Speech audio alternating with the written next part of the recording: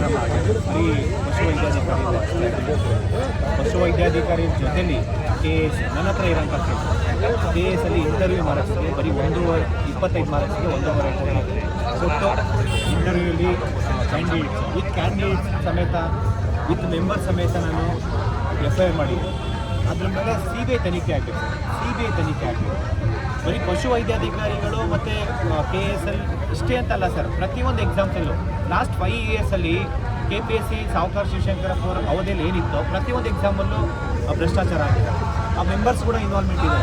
ನಾವು ಎಲ್ಲ ಗೌರ್ನರ್ಗೆ ಸುಮಾರು 6 ತಿಂಗಳಿಂದ ಕಂಟಿನ್ಯೂಸ್ ಆಗಿ ಕೊಟ್ಟಿದ್ದೀವಿ ಸರ್ ಡಾಕ್ಯುಮೆಂಟ್ಸ್. ಎಷ್ಟೆಲ್ಲ ಆಸ್ತಿ ಮಾಡಿದ್ದಾರೆ, ಏನೆಲ್ಲ ಅಕ್ರಮ ಮಾಡಿದ್ದಾರೆ, ಯಾವೆಲ್ಲ ಎಕ್ಸಾಮ್ಸಲ್ಲಿ ಯಾವ ರೀತಿ ಸ್ಕ್ಯಾಮ್ ಆಗಿದೆ, ಪ್ರತಿಯೊಂದು ಡೀಟೇಲ್ಸ್ ಕೊಟ್ಟಿದ್ದೀವಿ. ಬರೀ ಅವ್ರನ್ನ ಅಮಾನತು ಮಾಡೋದ್ರಿಂದ ನಮಗೆ ನ್ಯಾಯ ಸಿಗಲ್ಲ ಸರ್. ಇವತ್ತು KPSCಲಿ ನಂಬ್ಕೊಂಡು ಲಕ್ಷಾಂತರ ಜನ ಇದ್ದಾರೆ. ಪ್ರತಿಯೊಂದು ಎಕ್ಸಾಮ್ಸಲ್ಲೂ ಸ್ಕ್ಯಾಮ್ ಅಂತ ಹೋದರೆ ದುಡ್ಡು ಕೊಟ್ಟವ್ರಿಗೆ ಪೋಸ್ಟ್ ಮಾಡ್ಕೊತಾರಂತಂದರೆ ಪ್ರಾಮಾಣಿಕವಾಗಿ ಹೋದಂತ ಅದು 3 ದಿನ ಆಗಿದೆ ಸರ್. ಇನ್ನು 4 ದಿನ ಗಡುವು ಕೊಡ್ತೀವಿ.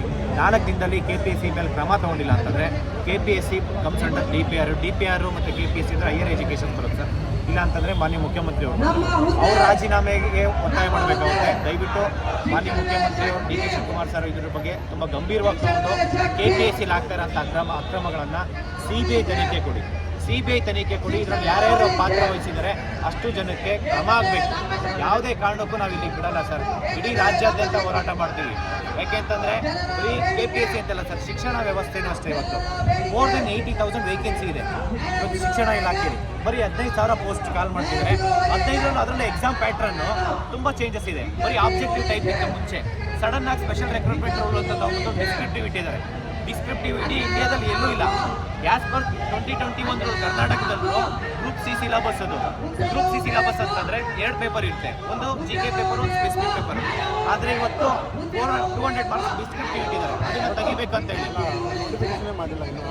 ಸರ್. ಇದು ಸ್ಪೆಷಲ್ ರೆಕ್ರೂಟ್ಮೆಂಟ್ ಮಾಡಿದ್ದಾರೆ ಅಂತಂದರೆ ಅದರಲ್ಲಿ ನೋಟಿಫಿಕೇಶನಲ್ಲಿ ಅದನ್ನು ಒಂದ್ಸತಿ ನೋಟಿಫಿಕೇಶನ್ ಮಾಡಿದ್ರೆ ಏನು ಮಾಡೋಕ್ಕಾಗಲ್ಲ ಸರ್. ಹೌದು ಸರ್, ಅದನ್ನೇ ಮಾಡ್ತಾರೆ ಅಂತ ಹೇಳ್ಬಿಟ್ಟು. ಯಾಕೆಂದರೆ ಸ್ಪೆಷಲ್ ರೆಕ್ರೂಟ್ಮೆಂಟಲ್ಲಿ ಎಲ್ಲ ನೋಟಿಫಿಕೇಶನ್ ಹೊರಡಿಸಿದ್ದಾರೆ. ಅದು ಇವಾಗ ಅಬ್ಜೆಕ್ಷನ್ ಪೀರಿಯಡ್ ಇದೆ 30ನೇ ತಾರೀಕು ತನಕ. 30ನೇ ತಾರೀಕು ಒಳಗಡೆ ಅವ್ರು ಚೇಂಜಸ್ ಮಾಡಬೇಕು.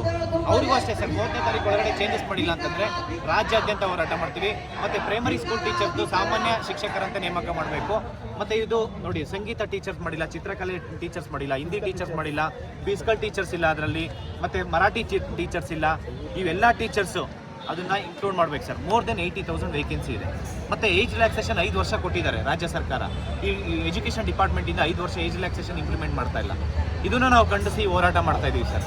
ಈ ಒಂದು ಶಿಕ್ಷಣ ವ್ಯವಸ್ಥೆ ಕೂಡ ಹಿಂಗಾಗ್ಬಿಟ್ಟಿದೆ ಅಂತಂದರೆ, ಕ್ವಾಲಿಟಿ ಎಜುಕೇಷನ್ಸ್ ಕೊಟ್ಟರೆ ಎಲ್ಲ ಗೌರ್ಮೆಂಟ್ ಸ್ಕೂಲ್ಗೆ ಹೋಗ್ತಾರೆ ಅಂದ್ಬಿಟ್ಟು ಯಾರೋ ಇವತ್ತು ನೋಡಿ ಸರ್, ಪ್ರತಿ ವರ್ಷ 800ರಿಂದ 1000 ಸ್ಕೂಲು ಕ್ಲೋಸ್ ಆಗ್ತಾಯಿದೆ. ಬಿಕಾಸ್ ಯಾಕೆಂದರೆ ಅಲ್ಲಿ ಶಿಕ್ಷಕರೇ ಇಲ್ಲ ಅಂತೇಳಿ. ಇವತ್ತು ನೋಡಿ ಸರ್, ಸ್ಕೂಲು ಕಾಲೇಜಸ್ಸು ಪ್ರತಿಯೊಂದು ಸ್ಕೂಲು ಕಾಲೇಜಸ್ಸು ಎಲ್ಲ MLAಗಳು ಮಿನಿಸ್ಟರ್ಸ್ ಇದ್ದಾವೆ. ಇವತ್ತು ಎಲ್ಲ ಪ್ರೈವೇಟ್ ಸ್ಕೂಲು ಕಾಲೇಜಸ್ ಮುಚ್ಚಬೇಕಾಗುತ್ತೆ ಅಂದ್ಬಿಟ್ಟು ಗೌರ್ಮೆಂಟ್ ಸ್ಕೂಲ್ಗೆ ಇವತ್ತು ಸ್ಕೂಲು ಕಾಲೇಜಸ್ಗೆ ಟೀಚರ್ಸ್ ಫಿಲ್ ಮಾಡ್ತಾ ಇಲ್ಲ. ಬರೀ ಅತಿಥಿ ಶಿಕ್ಷಕರು, ಅತಿಥಿ ಉಪನ್ಯಾಸಕರು ತೊಗೊಂಡು ಇವತ್ತು ಸ್ಕೂಲ್ ನಡೆಸ್ತಾ ಇದ್ದಾರೆ. ಇದನ್ನು ರಾಜ್ಯಾದ್ಯಂತ ನಾವು ಖಂಡಿಸ್ತೀವಿ ಸರ್. ಯಾವುದೇ ಕಾರಣಕ್ಕೂ ಬಿಡಲ್ಲ. ಸರ್ಕಾರ ಇದನ್ನು ಗಂಭೀರವಾಗಿ ತೊಗೊಂಡು ಶಿಕ್ಷಕರ ನೇಮಕಾತಿ ಆಗಬೇಕು. ಶಿಕ್ಷಣ ಏನು ವ್ಯವಸ್ಥೆ ಏನಿದೆ ಅದನ್ನು ಸರಿಪಡಿಸಬೇಕು. ಮತ್ತು KPSCಲಿ ಆಗ್ತಿರೋಂಥ ಅಕ್ರಮಗಳನ್ನು ತುಂಬ ಗಂಭೀರವಾಗಿ ತೊಗೊಂಡು CBI ತನಿಖೆ ಕೊಡಬೇಕಂತ ಹೇಳ್ಬಿಟ್ಟು ಈ ಮುಖಾಂತರ ಮೇಡಮ್ KS ಇಂಟರ್ವ್ಯೂ ಇದ್ದು ನಾವು ರೀಸೆಂಟ್ಲಿ ಸುಮಾರು 3ನೇ ತಾರೀಕು ಕೊಟ್ಟಿದ್ದೀವಿ ಮೇಡಮ್. ಜುಲೈ 3ನೇ ತಾರೀಕು ಕೊಟ್ಟಿದ್ದೀವಿ. ಅದರಲ್ಲಿ KPSC ಚೇರ್ಮನ್ ಮೇಲೆ ಕೊಟ್ಟಿದ್ದೀವಿ, ಅವ್ರ ಮಕ್ಕಳ ಮೇಲೆ ಕೊಟ್ಟಿದ್ದೀವಿ. ಮತ್ತು ಅದಾದಮೇಲೆ KPSCಯಲ್ಲಿ ಮೆಂಬರ್ಸ್ ಇರೋಂಥ ಭೋಜನ ಆಯಿತು. ಅನೂಪ್ ಅನ್ನೋ ಕ್ಯಾಂಡಿಡೇಟ್ಸಲ್ಲಿ ಸುಮಾರು 75 ಲಕ್ಷ ದುಡ್ಡು ತೊಗೊಂಡು ಅವ್ರಿಗೆ 25 ಮಾರ್ಕ್ಸ್ ಕೊಡೋಂಥ ಕೆಲಸ ಮಾಡಿದ್ದಾರೆ. ಇನ್ನೂ 75 ಲಕ್ಷ ಬಾಕಿ ಇದೆ. ರಿಸಲ್ಟ್ ಬಂದಿದ ತಕ್ಷಣ ಇನ್ನೂ 75 ಲಕ್ಷ ಕೊಡ್ತೀನಿ ಅಂತೇಳಿ. ಇನ್ನೊಬ್ಬರು ಶಾಂತಾ ವಸ್ಮನಿ ಅಂತ ಹೇಳ್ಬಿಟ್ಟು ಮಮಿತಾ ಅಂತ ಕ್ಯಾಂಡಿಡೇಟಲ್ಲಿ ಅವರಿಗೆ ಕಾಂಟ್ಯಾಕ್ಟ್ ಮಾಡಿಕೊಂಡು ಇವರು ಅದರಲ್ಲಿ ಇಂಟರ್ವ್ಯೂ ಮಾರ್ಕ್ಸು ಮತ್ತು ಫೈನಲ್ ಲಿಸ್ಟಿಗೆ ಸೇರಿಸೋ ಅಂತ ಕೆಲಸ ಮಾಡ್ತಿದ್ದಾರೆ. KS ಅಲ್ಲೂ ಭ್ರಷ್ಟಾಚಾರ ಆಗ್ತಿದೆ, ವೆಟರ್ನರಿಯಲ್ಲಿ ಆಗ್ತಿದೆ. ಕೊಟ್ಟಿದ್ದೀನಿ ಸರ್, ಅದರಲ್ಲಿ 100 FIR ಮಾಡಿದ್ದೀನಿ. ಅದನ್ನು ಬೇಸಿಕ್ ಅದು ಎವಿಡೆನ್ಸ್ ಪ್ರಿಲಿಮಿನರಿ ಎನ್ಕ್ವೈರಿ ಮಾಡ್ತಿದ್ದಾರೆ. ಅದ್ರಲ್ಲಿ ಸಾಬೀತು ಕೂಡ ಆಗಿದೆ ಅಂತ ಅಂದ್ಕೊಂಡಿದ್ದೀನಿ ಸರ್. 100% ಇದೆ ಅದರಲ್ಲಿ. ವಿತೌಟ್ ಪ್ರೂಫು ಯಾವುದು ನಾವು ಮಾತಾಡಿಲ್ಲ ಇಲ್ಲಿವರೆಗೂ. ಪ್ರತಿಯೊಂದಕ್ಕೂ ವಿತ್ ಪ್ರೂಫ್ ಕೊಟ್ಟಿದ್ದೀವಿ. ಗವರ್ನರ್ಗೂ ಕೊಟ್ಟಿದ್ದೀವಿ, DGIGP ಸಲೀಂ ಸರ್ ಕೊಟ್ಟಿದ್ದೀವಿ, ಮತ್ತು DPR ಅವರು ಕೊಟ್ಟಿದ್ದೀವಿ, ಚೀಫ್ ಸೆಕ್ರೆಟರಿ ಕೊಟ್ಟಿದ್ದೀವಿ, ಮಾನ್ಯ ಮುಖ್ಯಮಂತ್ರಿ DK ಶಿವಕುಮಾರ್ ಸರ್ಗೂ ಕೊಟ್ಟಿದ್ದೀವಿ ನಾವು. ಈಗ ಇನ್ನೊಂದು ವಿಚಾರ, ಆರೋಗ್ಯ ಇಲಾಖೆಯಲ್ಲಿ ಈಗ ಕೆಲವೊಂದು ಸಾವಿರಾರು ಕೋಟಿ ಟೆಂಡರ್ ಆಗುತ್ತೆ. ಅಲ್ಲಿ IAS ಅಧಿಕಾರಿಗಳ ನೇಮಕ ಮಾಡೋದು ತಾನೇ ವಿಚಾರಿಸಿ. ಈಗ IAS ಜಾಯಿಂಟ್ ಡೈರೆಕ್ಟರ್ ನೇಮಕಾತಿಗಳನ್ನು ಕೂಡ ಮಾಡ್ತಾ ಇದ್ದಾರೆ.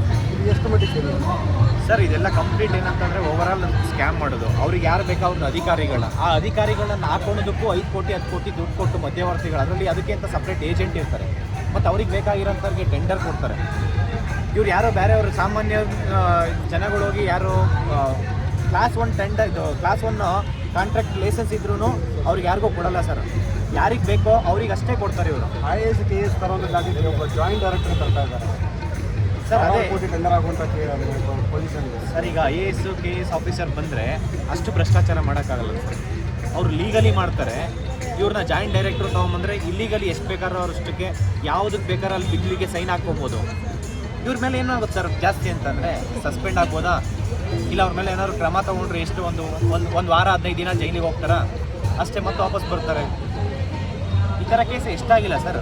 ಅದಕ್ಕೋಸ್ಕರ ಇವರು KS IAS ಆಫೀಸರು ಆ ಥರ ಫ್ರಾಡ್ ಮಾಡಬೇಕು ಅಂತಂದರೆ ಭಯ ಬೀಳ್ತಾರಲ್ವ ಸರ್. ಅದಕ್ಕೋಸ್ಕರ ಇವ್ರು ಯಾರು ಬೇಕು ಅವ್ರನ್ನ ಜಾಯಿಂಟ್ ಡೈರೆಕ್ಟರ್ ತೊಗೊಂಬಂದು ಬಿಲ್ ಮಾಡಿಸ್ಕೊಳೋಂಥ ಕೆಲಸ ಮಾಡ್ತಾರೆ.